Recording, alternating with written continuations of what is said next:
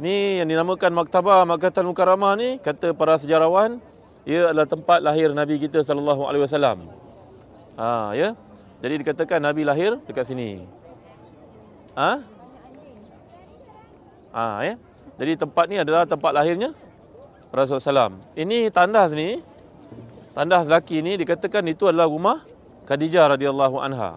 Jadi Khadijah adalah seorang wanita yang rupawan, bangsawan, hartawan. Ya, jadi beliau telah mengutuskan Nabi kita SAW untuk mengetahui rombongan perniagaan yang bersama-sama dengan baginda ada seorang lelaki namanya Maisarah. Orang Melayu nama Maisarah ni perempuan. Padahal Maisarah tu lelaki. Macam juga Talha. Bunyi macam perempuan. Muawiyah. Kan ada ta kat ujung. Tapi sebenarnya mereka lelaki. Ya. Jadi Maisarah ni menemani Rasulullah SAW dalam perniagaan, melihat keuntungan yang banyak dibawa pulang kerana amanah jujurnya Nabi kita dalam berniaga. Nabi tidak jadi businessman, jutawan, tak. Nabi ada pengalaman perniagaan. Ya, untuk adil bagi baginda bila menjadi Nabi kelak, baginda dah ada background, experience berniaga dan bolehlah bercakap dengan orang di atas kapasiti tersebut. Itu sebab Nabi pergi kat Madinah, Nabi kata orang Islam menjadi mulia dengan sebab berniaga. Dan Nabi pergi inspect masa ke semasa perniagaan berlaku kat Madinah. Masukkan tangan bagi di dalam tepung, kenapa tepung ni basah? Nabi bersabda, man ghasyana falaisa minna, siapa yang tipu kami bukan di kalangan kami.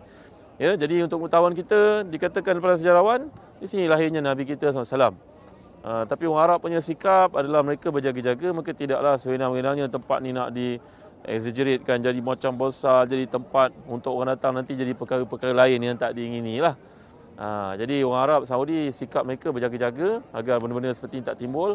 Dan kita belajar ketika berziarah ke Hudaibiyah, pokok Ridwan yang ada tu pun Sayyidina Umar yang tebang. Kerana Sayyidina Umar telah mula merasai budaya khurafat berlaku di mana orang datang untuk megang pokok tu, menyapu-nyapunya dan perkara-perkara lain ditakuti jadinya benda tu sebagai khurafat. Tuan-tuan tahu tak maksud khurafat? Khurafah. Tahu khurafah? Nabi bertanya kepada para sahabat, kau tahu tak apa makna khurafah? Khurafatun. Nabi cerita sebenarnya kat Yaman ada seorang lelaki. Lelaki ni dia hilang daripada kaumnya. Dia disembunyikan oleh bunian lah, orang Melayu kata. Oleh jin-jin. Buat lari dia hilang. Bila dia balik semula, orang cari dia tak jumpa. Jadi bila dia balik kepada kaum dia ceritalah. Macam-macam pengalaman dia jumpa alam jin ni. Nama lelaki ni Khurafatun. Macam tadi Muawiyah Chun, Talha, Maisarah. Jadi nama dia Khurafah. Lelaki ni nama dia Khurafah. Jadi bila dia balik, dia cerita pada kaum dia, aku pergi sini, aku explore ni, jin bawa. Kalau orang tak percaya, orang kata kau ni dongeng betul cerita kau. Mulai hari tu dipanggil lah cerita-cerita pelik ni kisah Khurafat. Khurafat tu adalah seorang lelaki di Yaman sebenarnya. Nabi cerita pada para sahabat. Nabi ni seorang yang romantik dan Nabi bercerita semuanya wahyu daripada Allah. Nabi tengok isteri Nabi ni kadang-kadang, ialah orang perempuan kan, ada rasa kadang-kadang rasa macam mengajuk, begitu begini hidup baginda pun taklah seperti orang lain, nak apa dapat kan. Rasulullah pun cerita, sebenarnya dulu ada 11 orang perempuan. Mereka duduk bercerita tentang suami-suami masing-masing. Ada seorang bercerita yang suami dia seorang yang pemurah. Bila datang orang ramai maka bunyi gendang di palu, menandakan banyaklah unta akan disembelih, dibagi jamuan kepada orang. Yang seorang pula perempuan cerita tentang suami dia. Suami aku seperti unta kurus yang duduk di tempat yang sangat tinggi dan sejuk. Dia nak cakap suami dia kedekut. Dia takut orang ejek suami dia. Maka dia kata suami dia macam unta kurus. Kurus atas bukit. Dah lah kurus atas bukit lah. Macam mana nak ambil susu dia? Jadi macam itulah. Seorang pula bercerita suami dia seorang yang kaya. Kaya. Tiba-tiba pada suatu hari suami dia jatuh cinta pada seorang perempuan cantik yang lebih muda.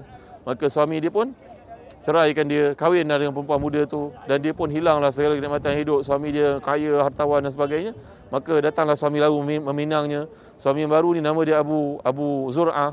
Abu Zur'ah ni pula dia kaya tapi kekayaannya tak sama dengan suami pertama. Nabi cerita, Nabi bersabda, semua sifat yang baik diceritakan oleh wanita-wanita itu terhadap suami mereka ada pada aku, wahai Aisyah.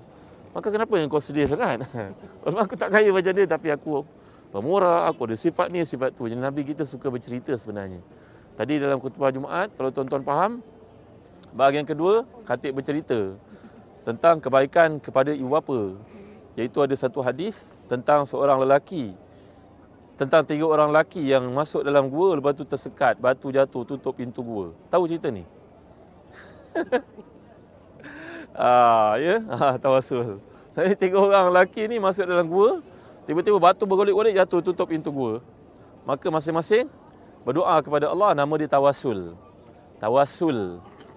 Maka yang pertama tiba giliran kau doa. Dia kata, ya Allah Tuhanku, aku seorang anak, aku ada isteri, ada anak-anak juga. Aku tidak akan memberi makan kepada anak isteriku melainkan kepada ibu ayahku terlebih dahulu. Sehinggalah satu hari aku pergi mencari kehidupan, bekerja, maka aku bawa pulang susu. Seperti biasa aku tak bagi anak isteriku makan, sampailah ayah ibuku makan. Tapi ketika aku pulang mereka tidur. Anak isteriku mengadu kelaparan, aku tidak melayan mereka. Aku tunggu di kepala ayah ibuku, mereka dah tertidur itu sampai ke esok paginya. Bila aku dah bagi mereka makan, mati makanan itu, barulah tiba giliran isteri dan anak-anakku. Kalaulah aku buat ni kerana Engkau, ya Allah, ikhlas kerana-Mu, Kau keluarkan kami dari bencana ni. Batu tergolek sikit. Tapi masih lagi tak boleh keluar daripada gua tu. Engkau pula doa, yang kedua pula doa. Ya Allah, ya Tuhanku, aku punya seorang sepupu perempuan yang sangat jelita. Aku tergila-gilakan dia. Aku nak kepadanya bagaimana seorang lelaki gilakan seorang perempuan yang cantik. Satu hari, aku minta kepadanya untuk melakukan zina, dia menolak. Tiba-tiba satu hari dia tersepit dengan masalah keuangan. Dia datang jumpa aku. Wahai sepupuku, aku tahu engkau orang berada. Aku dalam kesusahan. Kau bagilah aku pinjam 100 dinar. Lalu aku berkata kepadanya, boleh, aku bagi 1 dinar free je. Tapi yang syarat engkau mesti bersama dengan aku. Dan dia hampir-hampir bersetuju kerana terdesak, terhimpit dengan masalah keuangan. Pada hari ini dijanjikan aku bawa wang itu. Dan aku pun duduk di depannya sebagaimana duduk seorang lelaki kepada isterinya. Tiba-tiba dia berkata kepadaku pesan yang terakhir, wahai sepupuku, engkau tahu aku tersepit dengan masalah keuangan sekarang. Sanggup engkau buat benda ni kepada aku? Ya, janganlah engkau menanggalkan cincin itu melainkan dengan akadnya yang sah. Aku merasa sangat malu atas buatanku mengambil kesempatan padanya. Aku pun membangun meninggalkannya, aku beri kepadanya harta tu, kata ambillah, tidak ada perlu kau bayar balik semula. Kalaulah aku buat itu kerana Engkau, ya Allah, lepaskan kami dari musibah ni. Batu tergolek sikit lagi. Mereka masih tak boleh keluar dari gua tersebut. Kini tiba giliran yang ketiga pula berdoa. Ya Allah, ya Tuhanku, aku adalah seorang majikan. Aku ramai pekerja. Menjelang petang aku akan bagi habuan masing-masing. Tiba-tiba ada seorang pekerja tak ambil bahagiannya. Kan? Tak ambil bahagiannya. Lalu aku ambil bahagian tersebut, aku laburkan dalam satu perniagaan. Berkembanglah menjadi satu lembah. Ada unta, ada lembu, ada pokok-pokok. Lama lepas tu tiba-tiba bekas pekerja itu datang jumpa aku, berkata, bos, dulu aku tak ambil bahagian aku. Mana bahagian aku? Aku berkata kepadanya, itulah lembah yang dipenuhi dengan harta benda itu milik engkau. Ha? Betul ke? Betul. Dia pun ambil apa yang ada di situ, semuanya sekali, satu benda pun dia tak bagi aku. Ahlan wa sahlan wa jalan. Orang patut-patutlah, orang baik pada kita balas kan. Tapi ini tak kerti bahasa namanya. Aku melihat dia pergi dengan bawa semua harta itu. Dalam hatiku terfikir, tak apalah aku reda. Kalaulah aku buat itu kerana Allah, kerana Engkau ya Allah, maka lepaskan kami dari bencana ini. Rupanya kebaikan yang kita buat kat dunia, tuan-tuan, Allah balas kat dunia tau. Sebelum akhirat. Kerana ada kata patah ulama berkata, innallaha akram min an yu'adilaka taqsitan wa anta tu'amiluhu naqdan. Allah ni terlalu mulia nak membiarkan kau punya kebaikan itu dibalas hanya di akhirat. Di dunia dia tak buat apa-apa.